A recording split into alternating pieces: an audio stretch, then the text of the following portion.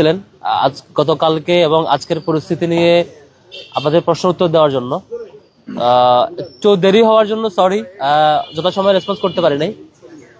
এমনিতে হলে রাজনৈতিক কর্মকাণ্ড থাকা না থাকা, বিশ্ববিদ্যালয়ের রাজনৈতিক কর্মকাণ্ড থাকা না থাকা, এই ইস্যুতে আমরা বিশ্ববিদ্যালয় প্রশাসনকে গত বছর থেকে বারবার রিকোয়েস্ট করেছিলাম যে আপনারা সবগুলো সংগঠনের সাথে বসেন, সব বিশ্ববিদ্যালয়ের সকল ক্যাটাগরির শিক্ষার্থীদের প্রতিনিধিদের সাথে বসেন এবং শিক্ষক প্রতিনিধিদের সাথে বসেন এবং আইনে যারা বিশেষজ্ঞ তাদের সাথে বসে একটা রাজনৈতিক পলিসিটা কেমন হইতে পারে, রাজনৈতিক কর্মকাণ্ড থাকা না থাকার ব্যাপারে, কোন এরিয়ায় কেমন থাকবে না থাকবে, সমন্বিত একটা সিদ্ধান্তে আসেন।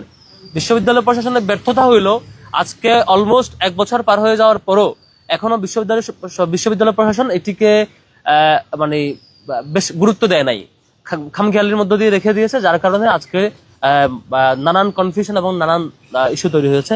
তা সত্ত্বেও বিশ্ববিদ্যালয় প্রশাসন কোনো ধরনের ক্লিয়ার নির্দেশনা না দেওয়া সত্ত্বেও ইসলামী ছাত্র শিবির ঢাকা বিশ্ববিদ্যালয় শাখার জায়গা থেকে আমরা শিক্ষার্থীদের প্রতি কমিটমেন্টের জায়গা থেকে আমরা বিশ্ববিদ্যালয় হল এরিয়ায় আমাদের কোনো ধরনের রাজনৈতিক কর্মসূচি পরিচালনা করি নাই।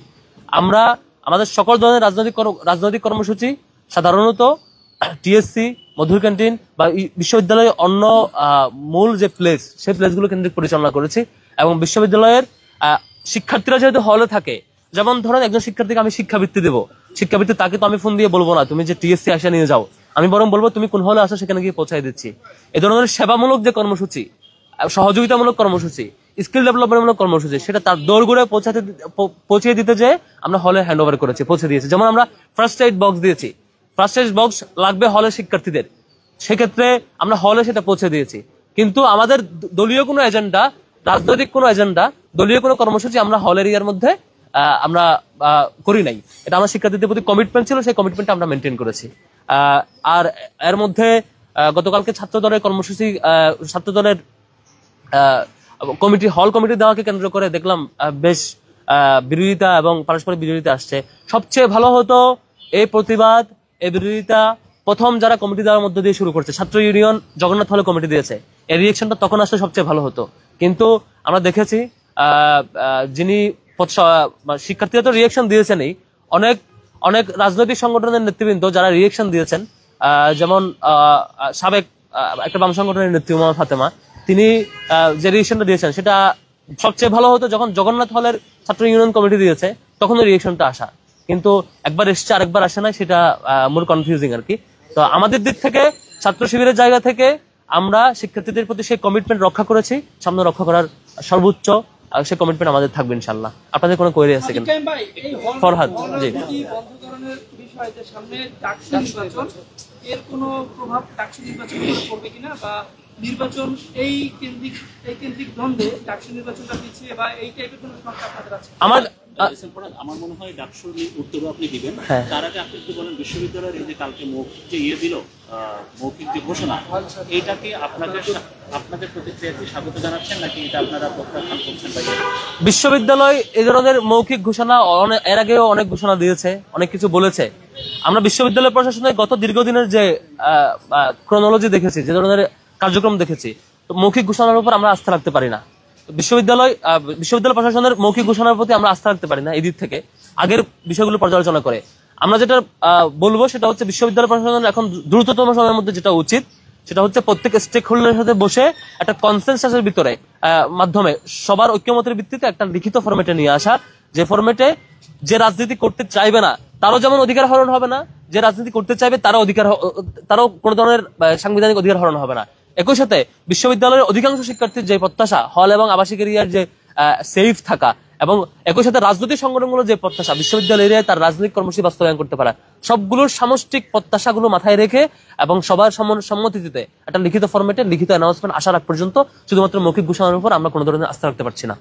সেটা না, বিষয়টা হচ্ছে আপনারা এই মৌখিক ঘোষণা হোক আর যে ঘোষণাই হোক আর যেটাই হোক, এই সিদ্ধান্ত আপনারা স্বাগত জানাচ্ছেন নাকি বিরোধিতা করছেন? এক কথায় বলেন। সংজ্ঞায়নবিহীন কোন ঘোষণা, এটা বিরোধিতা করার সুযোগ থাকে না, জাজমেন্ট দেওয়ার সুযোগ থাকে না। ওনার বিশ্ববিদ্যালয় প্রশাসন যে নিষেধাজ্ঞা বলেছে শব্দগুলো সংজ্ঞায়ন করে নাই। কি নিষেধ করছেন, কতটুকু এরিয়ার মধ্যে নিষেধ করছেন, নিষেধ হলে কি হবে, নিষিদ্ধ যে ঘোষণা করছেন সেটি ব্রেক করলে কি হবে, এবং সে সংজ্ঞানের মধ্যে কি কি শব্দ আওতাভুক্ত হয়, কি কি শব্দ আওতামুক্ত, এ ধরনের কোনো ফ্রেমওয়ার্ক তারা দেন নাই। যেহেতু সংজ্ঞায়নটা ক্লিয়ার না, সুতরাং এই ব্যাপারে জাজমেন্ট দেওয়াটা আমাদের জন্য কঠিন। শুধুমাত্র আবাসিক হলে রাজনীতি নিষিদ্ধ, আপনারা খালি এটা বলেন। আমি সেটাই বলছি, রাজনীতি বলতে কি স্বাগত জানাচ্ছেন নাকি বিরোধিতা করছেন? আমরা আবাসিক এবং আমাদের যেটা রিকমেন্ডেশন ছিল, আবাসিক এবং হল এরিয়ায় পলিটিক্যাল প্র্যাকটিস না থাকার ব্যাপারে আমাদের রিকমেন্ডেশন বহু আগে থেকে ছিল। আমরা বলেছিলাম বিশ্ববিদ্যালয় কেন্দ্রিক রাজনীতিগুলো চলবে। আমাদের রিকমেন্ডেশন ছিল রাজনৈতিক সংগঠনগুলোর প্রতিনিধিরা তাদের হলে থাকবে আবাসিক শিক্ষার্থী হিসেবে, তার রাজনৈতিক পরিচয় কোনো ধরনের ফেভার পাওয়া কিংবা কোনো ধরনের চাপের মুখোমুখি হওয়ার কারণ হবে না। তার রাজনৈতিক পরিচয়, সে তার মতামত প্রকাশ করতে পারবে, পলিটিক্যাল প্র্যাকটিস গুলো বিশ্ববিদ্যালয় এরিয়া কেন্দ্রিক করবে। এটা আগেও বলেছিলাম আমরা। কিন্তু কালকের যে ঘোষণা, শব্দ চয়নের কোনো সংজ্ঞায়ন ক্লিয়ার না। রাজনীতি নিষিদ্ধ বলতে কি মিন করছেন তিনি? ওই ব্যক্তি হলে থাকতে পারবে কিনা, কি কাজ করতে পারবে, কি কাজ করতে পারবে না, ক্লিয়ার কোনো ঘোষণা আসে নাই। সেদিক থেকে আমরা এটা মানে ফিডব্যাক দেওয়াটা কঠিন আর কি। বিশ্ববিদ্যালয় যদি একটা ফিক্সড ঘোষণা দেন সংজ্ঞায়ন সাপেক্ষে, তাহলে আমরা এটা ফিডব্যাক দিতে পারবো। শিক্ষার্থীরা যখন রাস্তায় নেমে আসে, নারী শিক্ষার্থী বা সব শিক্ষার্থী, এটার পেছনে শিবিরকে অনেকে দায়ী করছেন, আপনারা কি বলবেন? এটার পেছনে নাকি আপনারা কলকাঠি নাচ্ছেন, আসলে কি? আমরা ইসলামী ছাত্র শিবির সাধারণত আমাদের যে কোনো জিনিস নিয়মতান্ত্রিক হইতে ফলো করি। আমরা যদি কোনো প্রতিবাদ জানাতে হয় সেটা শিবিরের বাইনে ব্যানারে মিছিল করব। আর আমাদের যদি কোনো কিছু মানে রিকমেন্ড করতে হয়, আমরা সেই রিকমেন্ডেশনটা আমরা ইউনিভার্সিটি প্রশাসনকে রিকমেন্ড করি। এর আগেও করেছি। এই যে হলে আবাসিক এরিয়ার রাজনীতি থাকা না থাকা ইস্যুতে আমরা রিকমেন্ডেশনটা আমরা এর আগেও বহুবার করেছি বিশ্ববিদ্যালয় প্রশাসনকে। আমি শেষ করি ভাই। গতকালকে আপনারা দেখেছেন যে একটা হলে শিবিরের পক্ষ থেকে দেওয়া পানির ফিল্টার ভাঙচুর চালাইছে। তার মানে কি এটা আমরা চালাইছি? এই ধরনের এগুলো দ্বিচারিতা কারো মানে আমরা স্পষ্টত দেখেছি এখানে মানে শিক্ষার্থীদের একটা ক্ষোভের বহিঃপ্রকাশ ছিল, তা সত্য। কিন্তু একই সাথে কিছু রাজনৈতিক ব্যক্তি যারা নিজেদেরকে ইদানিং ধরে নির্দলীয় দাবি করছেন, কিছু রাজনৈতিক ব্যক্তি যারা নিজেদেরকে অরাজনৈতিক দাবি করছেন, কিছু বামদলীয় ব্যক্তি যারা নিজেদেরকে অরাজনৈতিক বলে নির্দলীয় হিসেবে প্রতিনিধিত্ব করতে চাচ্ছেন, মানে ডাবল স্ট্যান্ডার্ড রোল প্লে করছেন, তারা মূলত বিভিন্ন বিষয় আমাদের উপর চাপিয়ে দিতে চান। এই ধরনের চাপিয়ে দিয়ে খুব বেশি টিকবে না আর কি। হ্যাঁ, প্রথমত হচ্ছে আপনারা বলছেন যে সকল স্টক হোল্ডার বা সংগঠনগুলোর সাথে প্রশাসনের বসা উচিত ছিল 1 বছর আগে। আজকে আমাদেরকে বলেছেন যে ওনারা আজকের মধ্যে বসতেছেন বা দ্রুত বসতেছেন। এখন পর্যন্ত কোনো যোগাযোগ করেছেন কিনা? হ্যাঁ, জি ভাই। ভাই, বর্তমানে ছাত্র রাজনীতি নিয়ে সাধারণ শিক্ষার্থীদের মনে যে একটা বিরূপ একটা প্রতিক্রিয়া বা একটা ক্ষোভ বা ঘৃণা আমরা দেখতে পাচ্ছি, ধরে নেন ছাত্র রাজনীতি ক্যাম্পাসে বন্ধ হয়ে গেল, প্রশাসন কর্তৃক বন্ধ করে দিল, ক্যাম্পাসে বন্ধ হওয়ার প্রশ্ন আসে না। ক্যাম্পাসে বন্ধ হওয়ার প্রশ্ন আসে না এবং ক্যাম্পাসে বন্ধ হওয়ার আলাপও আসে না। এখানে হল এবং আবাসিক এরিয়া লাল আসছে। হলে যদি বন্ধ হয়ে যায় সেক্ষেত্রে শিবিরের পরবর্তী কর্মসূচি কি থাকে? তারা কি এটা মেনে নেবে কিনা বা তারা এটা গ্রহণ করবে কিনা?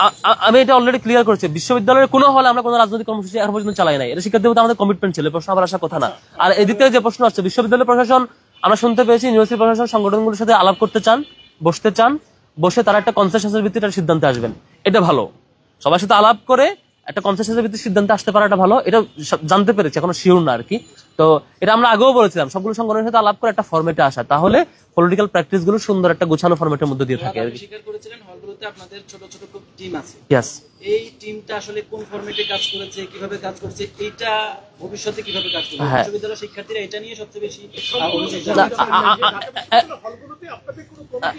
আমি দুটো প্রশ্নের উত্তর একসাথে দেই। কিছুদিন আগে আমি একটা টক শোতে আমাদের টিম শব্দ উচ্চারণ করেছিলাম, ছোট ছোট টিম। এটা শুধু তখন আমি এর আগেও বলেছিলাম।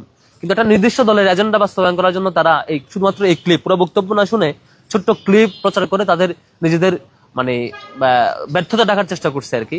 এটা খুবই দুঃখজনক। আমি বলে দেখেন, প্রথমত এটা প্রচার করছে ছাত্র দলের দিক থেকে কেউ কেউ, আবার কেউ প্রচার করছে বাদশাহের দিক থেকে কেউ কেউ। বেশ কিছু সংগঠনে আমরা দেখেছি তারা ব্যক্তির রাজনীতি করে, ব্যক্তির পিছনে পিছনে দৌড়ায়। একটা সংগঠনে 5 জনের মানে 5টা গ্রুপ, 10 জনের 10টা গ্রুপ, ওই ব্যক্তি উদ্যোগে সবকিছু করে।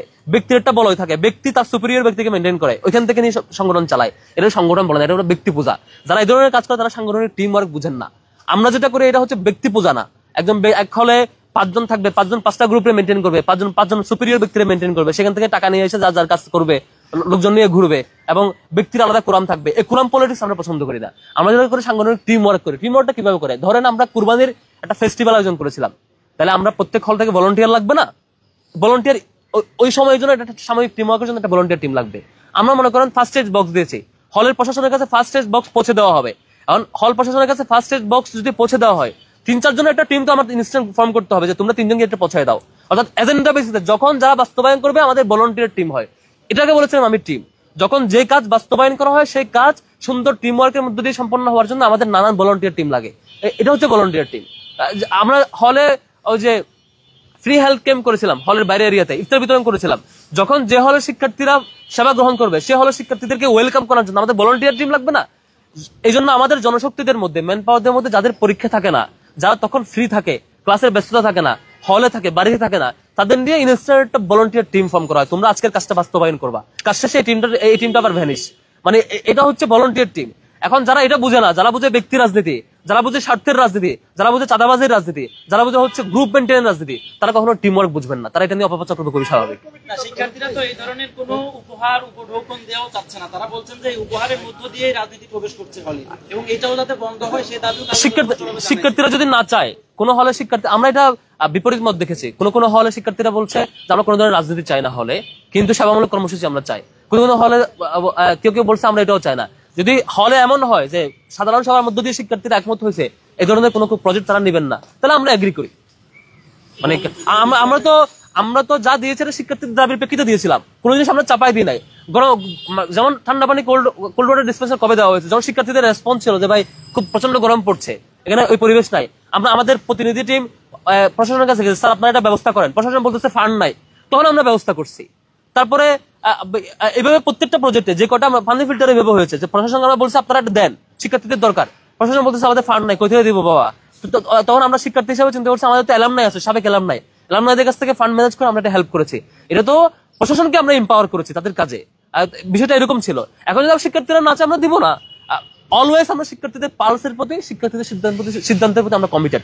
হলের অধিকাংশ শিক্ষার্থীরা যখন যেটা চাইবে আমরা সেই অনুযায়ী করবো, এটাতে কোনো কনফিউশন। শিক্ষার্থীরা যদি বলে এখন ফেরত দিয়ে দেবে। শিক্ষার্থীরা যদি চাই যে এখন লাগবে, আমরা চেষ্টা করবো হেল্প করার। শিক্ষার্থীরা যদি চাই তাহলে লাগবে না, তাহলে আমরা এই কাজে এঙ্গেজ হবো না। শিক্ষার্থীরা যে কাজে যেভাবে এঙ্গেজমেন্ট চাইবে সেটা। তবে এখানে কোনো দলীয় এজেন্ডা বাস্তবায়ন করার জন্য কেউ যদি একক বিরোধিতা করে, সেটাকে আমরা শিক্ষার্থী হিসেবে বিবেচনা করবো না।